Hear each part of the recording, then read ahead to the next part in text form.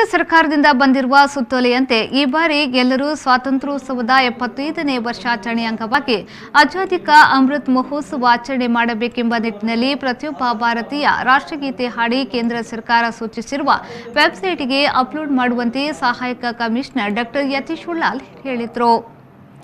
ತಾಲೂಕು ರಾಷ್ಟ್ರೀಯ ಹಬ್ಬಗಳ ಆಚರಣಾ ಸಮಿತಿಯ ನೇತೃತ್ವದಲ್ಲಿ ಕಿಲ್ಲೆ ಮೈದಾನದಲ್ಲಿ ಆಗಸ್ಟ್ 15ರಂದು ನಡೆಯಲಿರುವ ಸ್ವಾತಂತ್ರ್ಯೋತ್ಸವದ ಕುರಿತು ತಾಲೂಕು ಕಚೇರಿ ಸಭಾಂಗಣದಲ್ಲಿ ನಡೆದ ಪೂರ್ವಭಾವಿ ಸಭೆಯಲ್ಲಿ ಅವರು ಮಾತನಾಡಿದರು. ಎಲ್ಲರೂ ಸ್ವಾತಂತ್ರ್ಯೋತ್ಸವದ ಅಮೃತ ಮಹೋತ್ಸವದ ಒಂದು ಭಾಗ. ನಾವು ಅಮೃತ ಮಹೋತ್ಸವದ ಆರಂಭದಲ್ಲಿದ್ದೇವೆ. ಇದು ಮುಂದಿನ 2022ರ ತನಕ ಕಾರ್ಯಕ್ರಮ ನಡೆಯಲಿದೆ.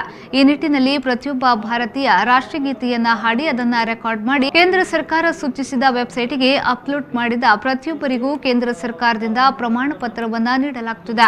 ಈ ನಿಟ್ಟಿನಲ್ಲಿ ಸರ್ಕಾರಿ ಕಾರ್ಯಾಲಯ ಮತ್ತು ಅಧೀನ ಕಚೇರಿಗಳಲ್ಲಿ ಪ್ರತಿಯೊಬ್ಬರು ಹಾಗೂ ತಮ್ಮ ಇಲಾಖೆಯ ಫಲಾನುಭವಿಗಳಿಗೂ ಇದರಲ್ಲಿ ಭಾಗವಹಿಸುವಂತೆ ತಿಳಿಸಿದ ಅವರು, ಸಾಧ್ಯವಿದ್ದರೆ ಎಲ್ಲಾ ಇಲಾಖೆಯಲ್ಲಿ ಬ್ಯಾನರ್ ಅಳವಡಿಸಿ ಪ್ರಚುರಪಡಿಸುವಂತೆ ಹೇಳಿದರು. 12/3/2021ರಿಂದ 15/8/2023 ಇದರವರೆಗೆ ಆಜಾದಿ ಕಾ ಅಮೃತ್ ಮಹೋತ್ಸವ ಆಚರಿಸಲು ತೀರ್ಮಾನಿಸಿದ್ದಾರೆ. ರಾಜ್ಯಾದ್ಯಂತ ವಿವಿಧ ಕಾರ್ಯಕ್ರಮಗಳನ್ನು ಆಯೋಜಿಸಲಾಗುತ್ತಿದೆ.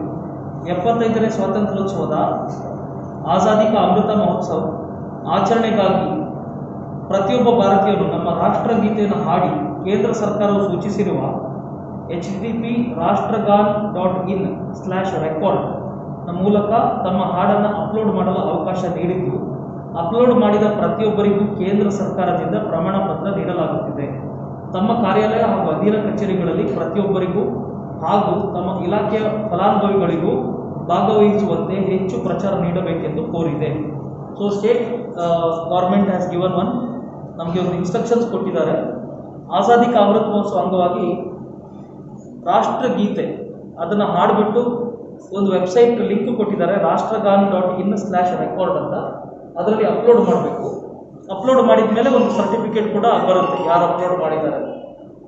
ಸೊ ಇದನ್ನು ಪ್ರತಿ ಆಫೀಸಲ್ಲೂ ಪ್ರತಿ ಸಿಬ್ಬಂದಿಯೂ ಮಾಡಲೇಬೇಕು 100%. ಯಾವುದೇ ಸಿಬ್ಬಂದಿಗೂ ಮೊಬೈಲ್ ಇಲ್ಲ ಅಂತಿಲ್ಲ. ಒಂದು 1 ಮಿನಿಟ್ ಅಲ್ವಾ, ನಮ್ಮ ರಾಷ್ಟ್ರಗೀತೆ ಹಾಡಿಬಿಟ್ಟು ಅದನ್ನು ಅಪ್ಲೋಡ್ ಮಾಡಿ ಆ ಸರ್ಟಿಫಿಕೇಟನ್ನು ಡೌನ್ಲೋಡ್ ಮಾಡೋ ಥರ ಫಸ್ಟ್ ನಾವು ಮಾಡೋಣ, ನಮ್ಮ ಸ್ವಂತವಾಗಿ ನಾವು ನೋಡ್ಕೊಂಡು ಮಾಡೋಣ, ಮತ್ತು ನಮ್ಮ ಸಿಬ್ಬಂದಿಯವರಿಗೆ ಹೇಳೋಣ. ಸೊ ಇದರ ಜವಾಬ್ದಾರಿಯನ್ನು ನಿಮ್ಮ ಇಲಾಖೆಯಲ್ಲಿ ನೀವು ತಗೊಳ್ಳಿ.